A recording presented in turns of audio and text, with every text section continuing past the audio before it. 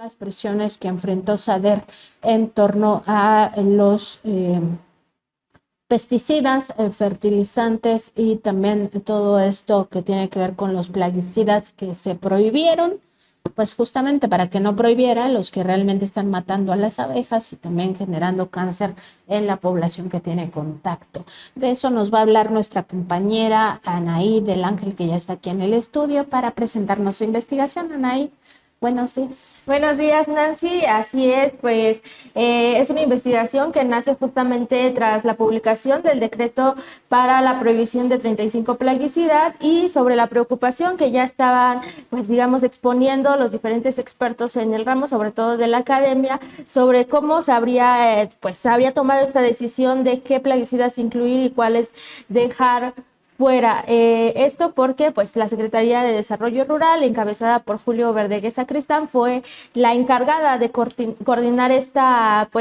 decisión, y también ya más adelante supimos que pactó con la industria de plaguicidas la no prohibición, como lo mencionabas, de los agrotóxicos de mayor uso en México, y que sobre todo pues se encuentran catalogados como altamente tóxico. Con ello pues digamos que se garantizó los intereses agroindustriales por encima de la salud humana y medioambiental del país.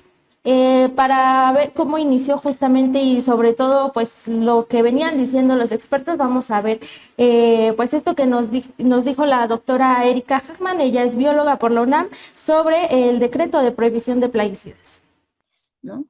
Las poblaciones indígenas, las poblaciones campesinas también están reconocidas como poblaciones vulnerables, ¿no? Las infancias, las personas de la tercera edad, ¿no? Mujeres embarazadas, ¿no? Esos sectores. ¿Quién no es una población vulnerable? Pues la gente de las empresas. Y cuando se hacen estas políticas públicas, ¿a quién se está escuchando? Pues al sector empresarial, que parece que eso es lo que pasó con este último decreto de los 35 plaguicidas, que son plaguicidas que se tenían que haber prohibido hace 30 años y que no afectan a la industria. Y, o sea, además, en la publicación que se hace, ¿no?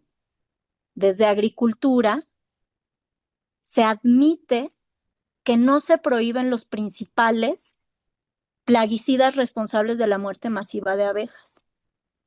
Y el único argumento que utilizan es pues que esos son opciones viables para controlar diversas plagas.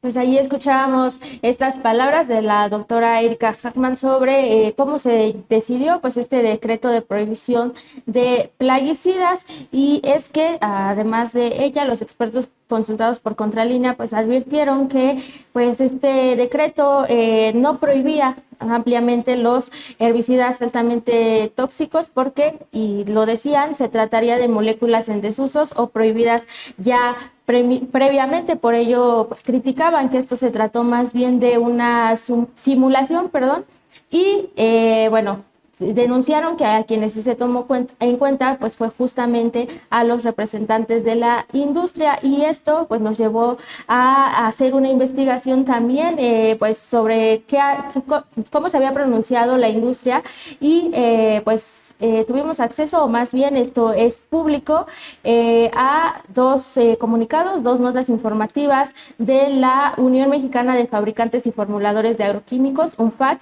y también distintos pronunciamientos de la Asociación Protección de Cultivos, Ciencia y Tecnología, PROCIT.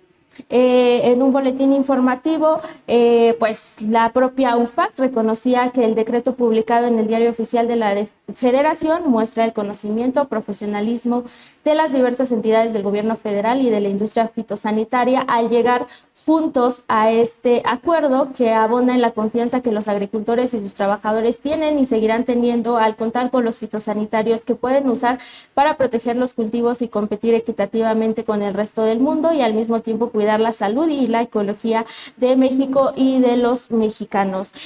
Pues en esta parte ellos ya reconocían que se trató de un acuerdo entre las secretarías que intervinieron para para analizar este decreto y entre la propia industria. En ese mismo boletín, la UNFAC agregó que reconoce y aplaude el profesionalismo de las autoridades correspondientes, principalmente de las Secretarías de Agricultura y Desarrollo Rural, SADER, Medio Ambiente y Recursos Naturales, Semarnat, y de Salud, representada por la Comisión Federal para la Protección contra Riesgos Sanitarios, COFEPRIS, para lograr un conjunto consensuado de plaguicidas que debían desaparecer oficialmente. Ello porque pues, en la elaboración de dicho decreto también participaron la Semarnat a cargo de Alicia Bárcena, Salud con el doctor David Kersenovich al frente, y la COFEPRIS que dirige a Armida Zúñiga Estrada. Pero estos acercamientos entre la industria y la Secretaría de Agricultura y Desarrollo Rural, pues digamos que habrían estado presentes desde antes que el propio Julio Verdegué Sacristán asumiera el cargo, ya que tras las elecciones presidenciales de junio de 2024, José Escalante de la Hidalga destacó en la revista Hola Agro, que también es propiedad de la UNFAC, que la sensibilidad al diálogo que ha mostrado el próximo titular de la Secretaría de Agricultura y Desarrollo Rural, SADER, quien ya aceptó intercambiar puntos de vista con miembros de la UNFAC, del Consejo Nacional Agropecuario y de la Asociación de Protección de Cultivos, Ciencia y Tecnología, con el fin de conocer la problemática de los plaguicidas considerados por ellos, o por lo menos solo por la industria, como las medicinas del campo. Agregó que la UNFAC confiaba en la visión de Julio Verdegué y respaldaba su eje rector de alcanzar la soberanía alimentaria con el apoyo de las herramientas tecnológicas existentes como el glifosato. Y es muy importante porque estas dos asociaciones, tanto UNFAC como PROCIT, ya se habían pronunciado en distintas ocasiones tras los decretos, los decretos dados a conocer desde el sexenio pasado, el sexenio del expresidente Andrés Manuel López Obrador, donde se hizo un esfuerzo por garantizar la salud del medio ambiente y de las personas al prohibir el glifosato.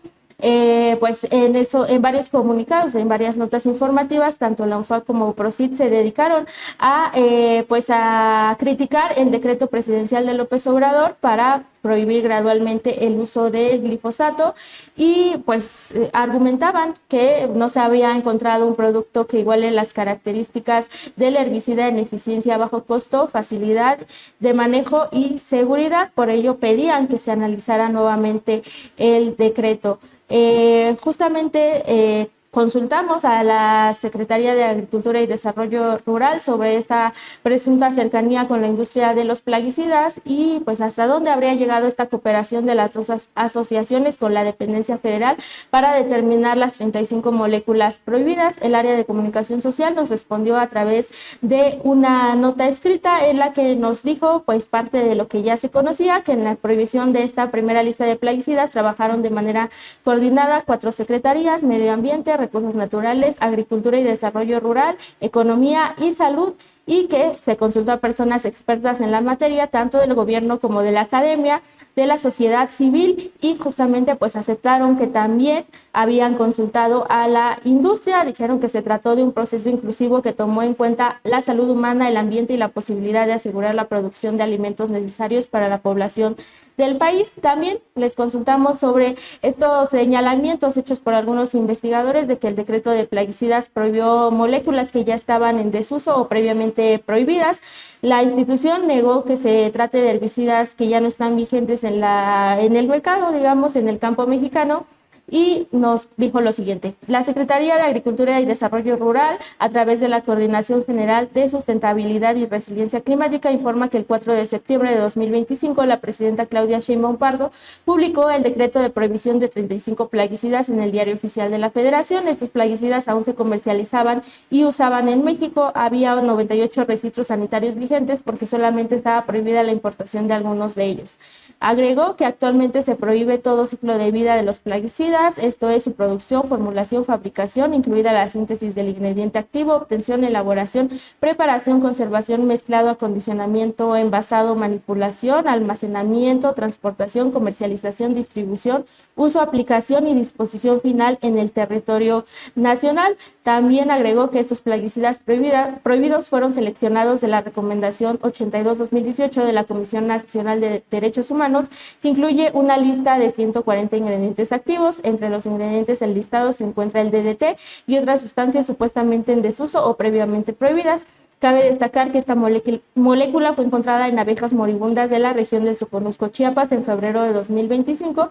Por lo anterior, Agricultura enfatiza que el decreto presenta un paso importante hacia la prohibición definitiva de sustancias que tienen mayor impacto negativo en la salud y el medio ambiente sin comprometer la sanidad vegetal y la protección de los cultivos. También consultamos a la SADER porque a pesar de que ya habían anunciado una estrategia de protección a polinizadores y justamente teniendo conocimiento de que los plaguicidas pues han sido responsables de su muerte, porque no se prohibieron los plaguicidas que afectan principalmente a polinizadores y abejas. La respuesta fue que desde 2024 Agricultura puso en marcha acciones para dejar de usar plaguicidas altamente peligrosos en las campañas fitosanitarias como el fipronil, que se utilizaba contra la langosta, como lo dijo el secretario de Agricultura y Desarrollo Rural, Julio Verdeguer Sacristán, en la mañanera del pueblo del pasado 3 de septiembre.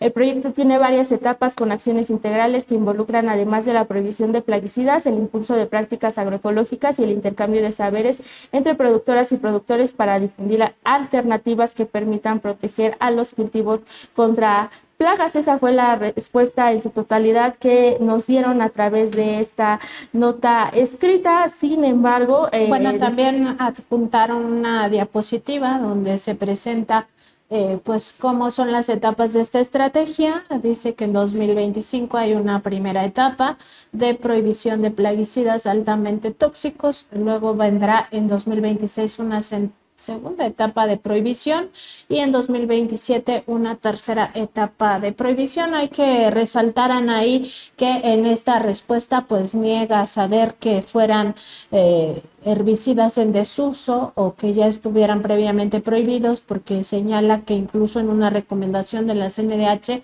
pues se vuelve a hacer énfasis en estos plaguicidas tóxicos, y también que han encontrado evidencia de que se seguían usando, como en el caso de estas abejas moribundas, donde al hacerles el análisis pues resulta que tenían insumos que según ya estaban en desuso o prohibidos, y en realidad pues se siguen usando en ciertas regiones como el Soconusco. Pues esa es la respuesta de SADER. En los hechos pues pareciera que esta primera etapa, como lo dicen los propios investigadores e investigadoras, se perdió la oportunidad de prohibir algunos que eran mucho más urgentes desde también el punto de vista de la academia, que no fue consultada. O sea, la SADER dice que sí consultó a científicos y científicas, no aclara quiénes.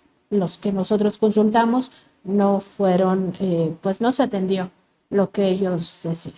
Así es, por eso ellos también solicitan mayor transparencia en esta segunda y tercera etapa, que vendrán justamente para que se diga si consultaron a académicos, pues qué académicos, y porque también dijeron que consultaron a personas de la sociedad civil, pues que también transparenten cómo se dio este proceso y sobre todo los criterios que tomaron en cuenta para decidir que estos plaguicidas se prohibirían. Ahora vamos a escuchar justamente a la doctora Erika Hackman, pues cuestiona este término de viabilidad que utiliza SADER para dejar algunos plaguicidas, y también cuestiona cómo se decidió el decreto. ¿No? Sí, son viables para matar, pero no nada más matan esas plagas, matan a un montón de seres vivos, entre ellos insectos, y también matan personas, ya sea por exposición aguda, muy rápidamente, o crónica, con un montón de enfermedades. Entonces, ¿viable en qué sentido? Viable para los bolsillos de la industria, pero viable, por ejemplo, para los bolsillos de una persona enferma de cáncer y de su familia, una persona jornalera agrícola que no tiene seguro social. Viable económicamente para el Estado, si es que la persona sí tiene seguridad social con la cantidad de personas con enfermedad renal crónica o con diferentes tipos de cáncer, viable para el Estado económicamente. ¿Y de dónde sale ese dinero? Del pueblo enfermo. Entonces, ¿viable para quién? ¿Y a quién consultaron? ¿Cómo decidieron que esos iban a ser los 35 plaguicidas? ¿Y cómo van a decidir la etapa 2 del 2025, del 2026 y la etapa 3 del 2027? ¿Con la industria? ¿Cómo es que están diseñando esta llamada Estrategia Nacional para la Reducción y Uso Adecuado de Plaguicidas? ¿Reducción y uso adecuado? No. La política tiene que ser la eliminación gradual de plaguicidas altamente peligrosos, no el uso responsable. Entonces también es un eufemismo. Y luego tienen un proyecto que es un programa financiado por Naciones Unidas. ¿Cuántos millones están recibiendo? Y están sentados a la mesa con el CIMIT. ¿A quién más están invitando? Si el CIMIT pues es bien conocido por tener pues intereses favorables para la industria. ¿Con quién se están sentando? ¿Con las poblaciones afectadas? No. Y respecto justamente a la normativa, esos no son los compromisos internacionales, ¿eh? Los compromisos internacionales son la eliminación gradual de los plaguicidas altamente peligrosos.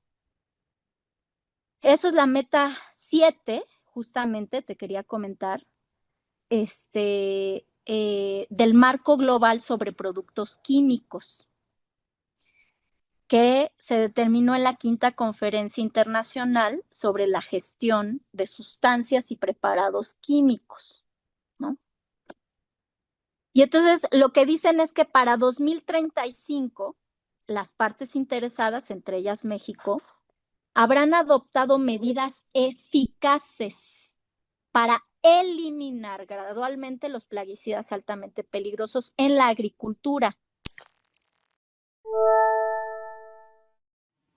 La doctora Erika Hackman también se refiere a el glifosato como que no es una preocupación mediática, en realidad es un agroquímico altamente tóxico que causa muchos daños a la salud. Vamos a ver.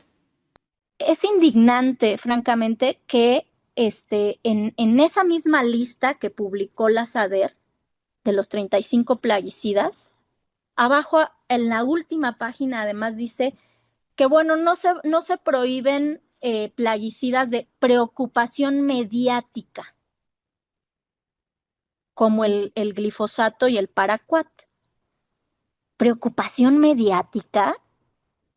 Pues entonces estas personas que están a la cabeza del sector agrícola en México y del desarrollo rural, pues no conocen el tema, porque hay más de 1000 investigaciones que respaldan los daños a la salud y al ambiente provocados por esos plaguicidas. No es una preocupación mediática. Es un tema científico, no es un tema ideológico. Ideológico o dogmático es asegurar que no causa daño.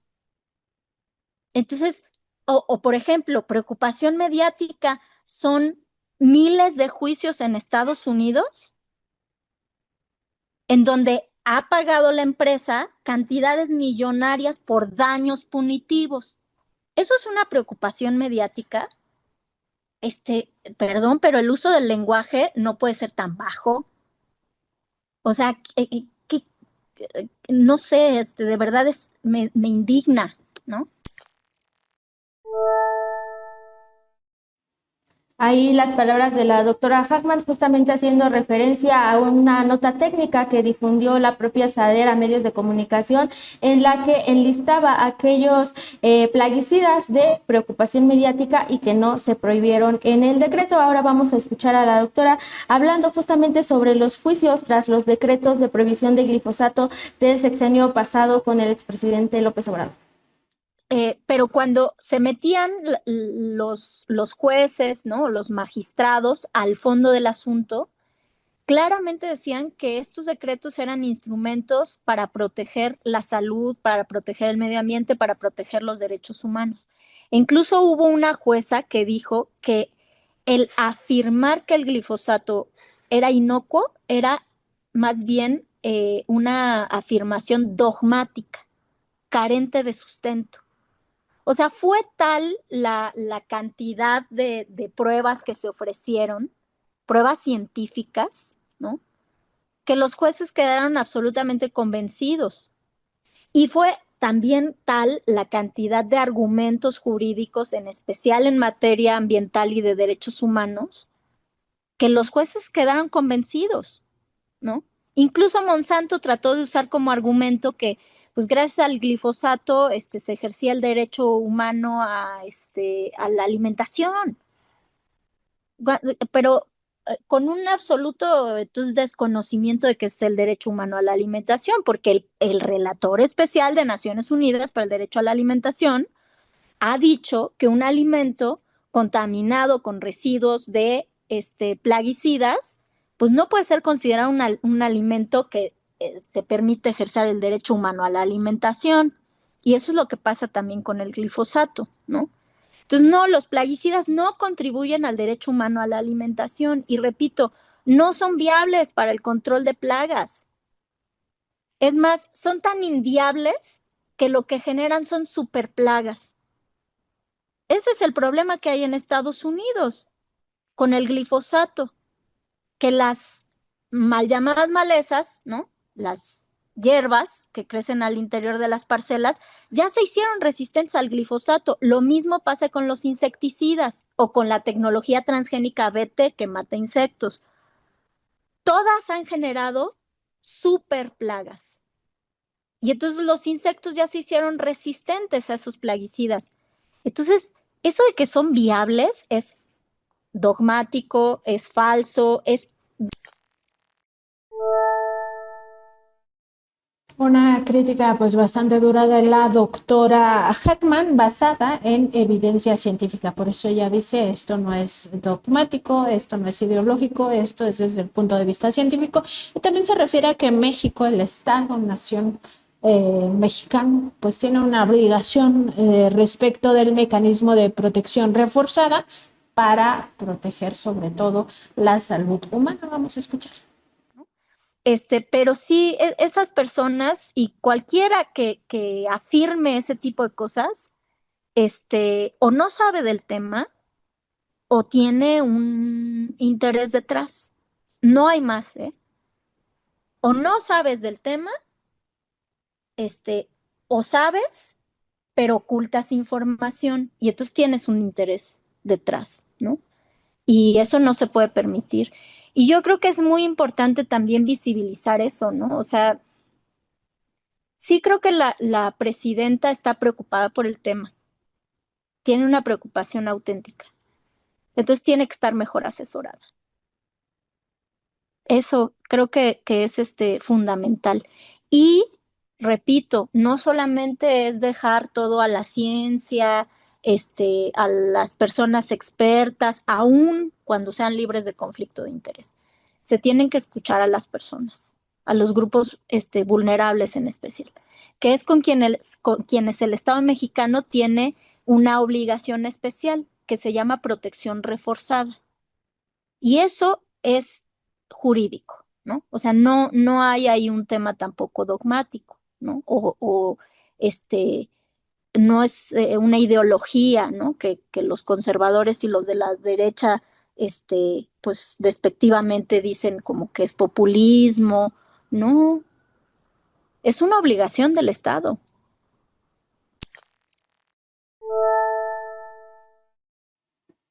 Pues ahí también parte de esta crítica y sobre todo pues un mensaje a que se tengan mejores asesores dentro de estas secretarías que además pues tienen en sus manos estas responsabilidades tan grandes. También consultamos a el doctor Fernando Bejarano, director de la Red de Acción sobre Plaguicidas y Alternativas en México, RAPAM, quienes desde un primer instante se pronunciaron sobre este decreto y justamente ellos criticaron que esta estrategia había sido pactada o negociada con las empresas pertenecientes a la industria de plaguicidas. El doctor nos explica después de este decreto, pues cuántos todavía plaguicidas quedan pues vigentes en México, sobre todo que son considerados altamente tóxicos y sobre todo pues cuántos estarían todavía con permisos. Vamos a escuchar.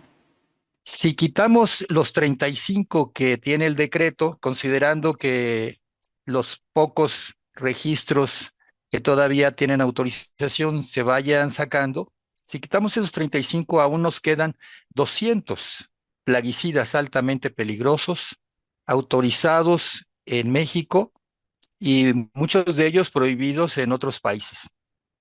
161 de ellos prohibidos en otros países. Esto, pues, es un enorme perfil de peligrosidad a los que estamos expuestos, los consumidores, los trabajadores, las comunidades.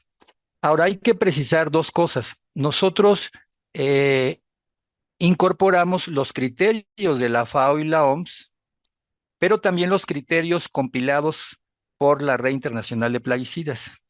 Entre estos criterios que están incluidos en esta lista de pan internacional, se incluye el tema de fatalidad en caso de inhalación, se incluyen los que son carcinógenos por la Agencia Internacional de Investigación de Cáncer, o los que son probables carcinógenos según esta misma agencia, los que pueden alterar las hormonas, los que son muy bioacumulables, muy persistentes en agua, suelos, sedimentos, muy tóxicos, organismos acuáticos, y particularmente incluimos el de alta toxicidad en abejas.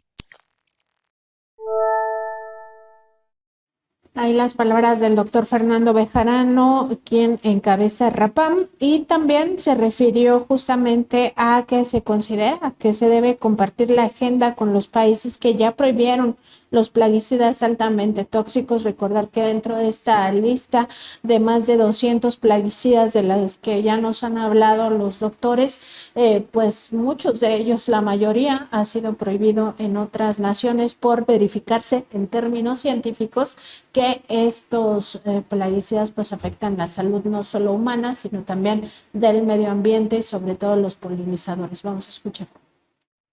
Sí, bueno, sabemos que hay opiniones eh, dentro de la propia SADER y dentro de lo que opinan la gente cercana al modelo de agricultura industrial, que dicen que no se puede, estos insecticidas son muy efectivos y que prohibirlos no sería posible. Bueno, cada vez que se intenta prohibir uno de estos plaguicidas altamente peligrosos y que afecta a los intereses de empresas transnacionales, genéricos o que todavía conservan patente, es el mismo argumento que siempre presentan. Eso fue el mismo argumento que presentan en glifosato y lo mismo han dicho en la Unión Europea, en todos los países. Entonces, nos parece que la evaluación de si hay o no alternativas, pues debe darse de una manera transparente y sobre todo considerando la opinión de tanto de los países que ya los prohibieron e intercambiar una agenda de cooperación y de información para ver las alternativas que han implementado, pero sobre todo a nivel nacional, pues las organizaciones y los productores, tanto en gran escala, pequeña escala y mediana escala, que ya no los usan. Y esta estrategia de prohibición gradual de plaguicidas altamente peligrosos, pues implica que se vaya acompañando de una estrategia de transición agroecológica a los sistemas agrícolas. Es decir, los monocultivos a gran escala, sobre todo, van a crear siempre problemas de aparición de plagas y enfermedades. este modelo de agricultura industrial, dependiendo de monocultivos, crea una dependencia de estos insumos agrotóxicos. Y ahí es el gran negocio de las empresas. Las empresas transnacionales han sido muy hábiles para formar una alianza con el sector empresarial que se beneficia también de este modelo y para ser parte de sus organismos y poder argumentar que no existe. Incluso hay experiencias de poder de contratar consultores y presentar cómo se afectaría la productividad agrícola. Eso lo vimos muy claramente en el caso de glifosato y se presenta cada vez.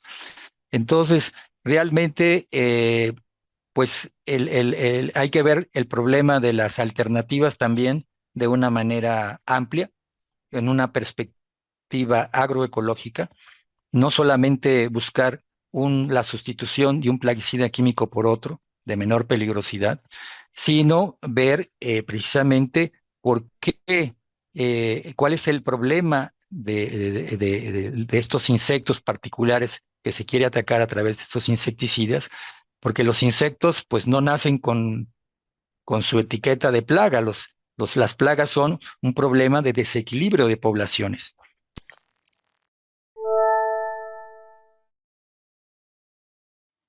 Pues ahí justamente el doctor Bejarano, pues hablando sobre esta experiencia internacional en torno a los plaguicidas y también dijo que el uso intensivo de estos genera resistencia, algo que también comentó la doctora Hackman en su momento, es decir, tanto las plagas como las propias malezas, que así le llaman a las hierbas que en realidad no necesariamente son malas, pues van generando resistencia ante estas moléculas tóxicas. Vamos a ver. Hay también un problema en la competencia, cómo se diseña, digamos, cómo se distribuyen las competencias dentro de las autoridades de COFEPRIS, Semarnat y SADER. Es una arquitectura jurídica ya que debe de cambiar.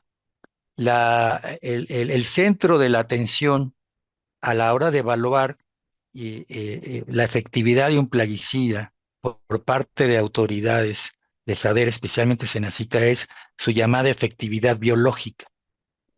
Y esto, que suena medio raro, significa que mata lo que dice que debe matar. O sea, esa idea de efectividad biológica es como si estuvieran evaluando armas químicas. Y de hecho es esa herencia cuando los plaguicidas se introdujeron al mercado, pues se introdujeron porque se consideraban armas químicas inocuas y muy eficientes. Entonces, esta mentalidad de exterminar las plagas, que después derivó en control de plagas y que ahora a lo mucho se habla de manejo integrado de plagas, que acepta que es imposible dejar de usar agroquímicos, debe transitar a un enfoque de manejo agroecológico de plagas, que es un esquema y un marco de referencia mucho más avanzado. Entonces, a la hora de pedir la opinión, pues no solamente es la efectividad de que tenga esa efectividad letal, esa efectividad, porque realmente muchos de estos insecticidas, pues no solamente matan al insecto plaga que se desea reducir, sino pues los daños colaterales, podríamos decir, a insectos benéficos tan importantes como las abejas y polinizadores u otros insectos benéficos. Por eso, tarde o temprano, el uso intensivo de insecticidas químicos, de herbicidas químicos, crea resistencia, es decir, la capacidad de estos organismos vivos de destoxificar esa molécula y entonces esas dosis letales ya no surten y la dinámica y la espiral de veneno es aumentar la dosis o mezclar, hacer cócteles en las aplicaciones, es una espiral del veneno. Y eso también se reproduce en el tema de herbicidas resistentes en cultivos transgénicos, ¿no?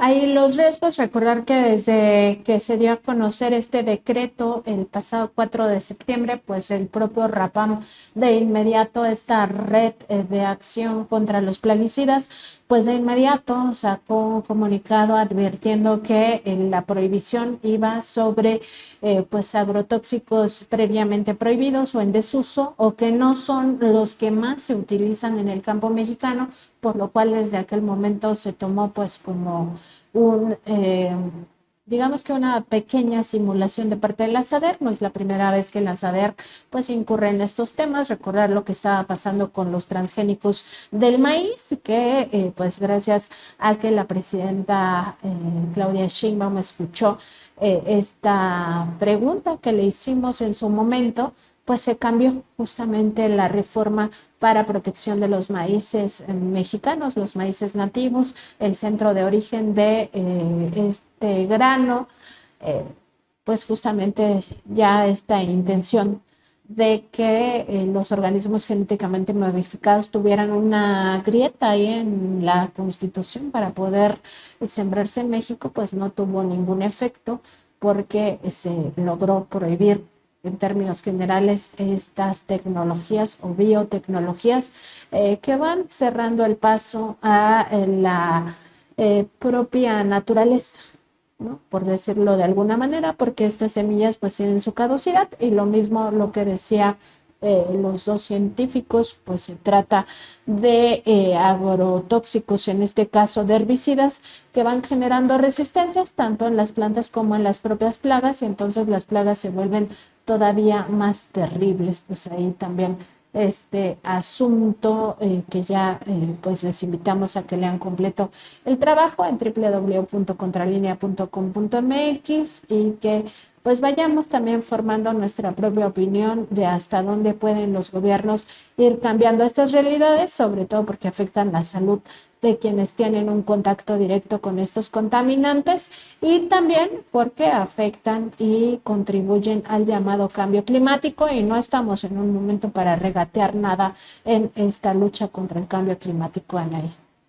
Así es, Nancy, nada más agregar que justamente estas dos organizaciones que engloban a las empresas líderes en la fabricación de plaguicidas, que son la Unión Mexicana de Fabricantes y Formuladores de Agroquímicos, UNFAC, y Protección de Cultivos y Ciencia y Tecnología, pero sí, no solo se han dedicado pues a criticar el decreto contra el glifosato, sino que también pues se han dedicado a tratar de desprestigiar aquellas investigaciones que señalan los posibles daños y riesgos de estos plaguicidas.